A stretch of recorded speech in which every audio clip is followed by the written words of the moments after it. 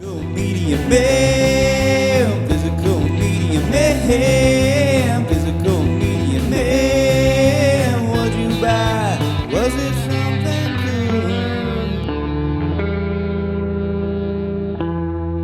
good? What's up, guys? Physical Media Man back here again for another Physical Media Man Monday video. I'm rounding out the 2023 movie reviews series with November. I've already done December with the 25 Days of Christmas. I think we may have watched like one non-Christmas movie, so I'm not talking about that, though I may in January, or for the January monthly movie reviews. Before I get started, make sure to like, subscribe, comment, leave feedback, do all that good stuff down below. I'll leave the links to my Instagram page, my Physical Media Man store Instagram page, my Facebook page for the Physical Media Man / Physical Media Man store, my Facebook page for non-media related items, Hodgepodge Garage, my email, my eBay, my Twitter, and my Letterboxd account. So I only have 3 actual physical titles to show. First up, we watched Red Notice on Netflix, starring Ryan Reynolds, Gal Gadot, and The Rock. The Rock plays a police officer of some sort, or FBI or something, and Gal Gadot and Ryan Reynolds are art thieves, and they all kind of their stories come together. The Rock's chasing them, and then they frame him, and a bunch of stuff happens, and I thought it was a lot of fun. Wish it had a physical release. I'm going to give it a 3 stars. Not a fantastic, amazing movie, but a lot of fun. Great popcorn flick, and we had a blast with it. So 3 stars for that one. Next up, we watched the 4K of A Bronx Tale. I had never seen this. I wasn't sure if I had or not. I had the DVD, but I definitely would have remembered watching this. This is Robert De Niro's directorial debut. Also stars Chaz Palminteri. I might have been saying that wrong, but it's based on a one-man play that he does, and he still does it to this day. I'd definitely be interested to check that out. I'm sure it's great. And he plays all the parts, I think, in the play, but obviously because he's the only person in the play, but it's in a way based on his life in early ages. The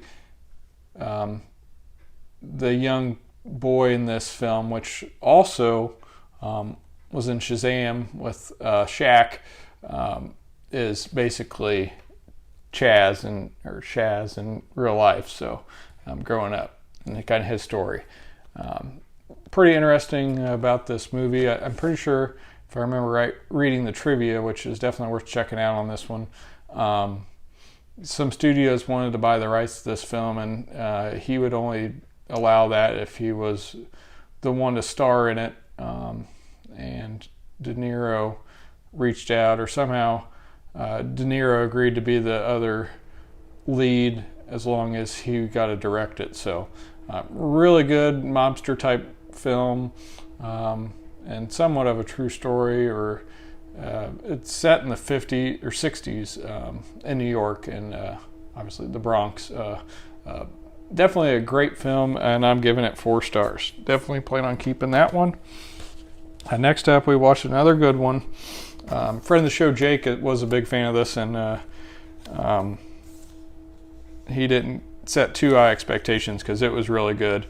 I do usually like Guy Ritchie films, so we got Guy Ritchie's The Covenant, starring Jake Gyllenhaal and Dar Salim. So this takes place in Afghanistan. Jake Gyllenhaal is with the Marines or Army.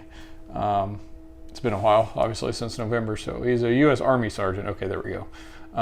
And Dar Salim is the Afghan interpreter, and they get ambushed, and he basically saves Jake Gyllenhaal's life, and then he learns that they weren't given safe passage back to America as promised, for saving his life. So he goes and tries to retrieve him and everything, and it's pretty intense, really good film. Giving that one 4 stars as well. So 2 really good movies we watched in November. Next up, we watched The Covenant with Matthew Modine. Also stars Frank Langella. So Frank Langella is like the bad guy kind of.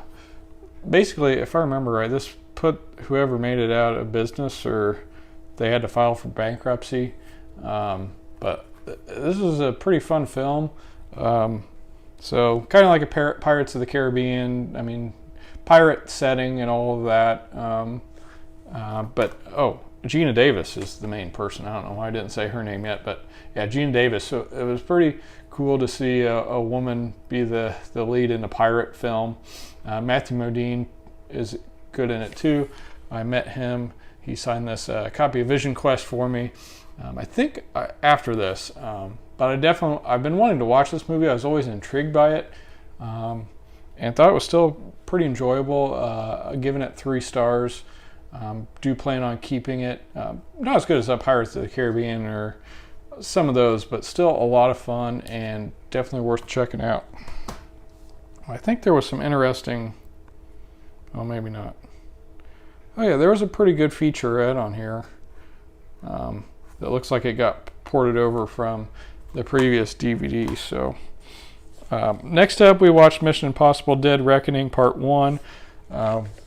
Really enjoy the series. Won't go into too much detail on what's going on. I thought it kind of hurt it a little bit because this is a part 1 of part 2, or 2-part of this series. So it kind of ended with a cliffhanger type of thing, and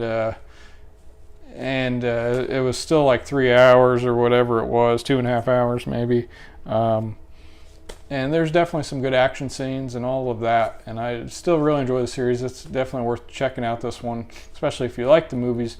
But I feel like the last couple were better than this one because, I mean, it ends open-ended. So my thoughts might change after watching the second part whenever that comes out. I'm still going to give this a 3 just because it was still good. I thought that kind of hurt it.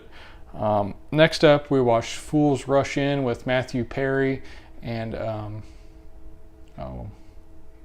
Matthew Perry from Friends and other things, and Selma Hayek, and they kind of play love interests, and he's in New York and they meet in Las Vegas, and it's a thing of who's going to go where and all that, and it was okay. Giving it a 2.5. I wouldn't race out to watch it. And then to finish up November 28th and 29th, we watched 2 Christmas movies because we were really wanting to do that and start early on the Christmas movies. So first up, these were both first-time watches for me. First up, we watched All I Want for Christmas, which I know another YouTuber, I want to say it was Mid-Level Media and Ken, recommended this one.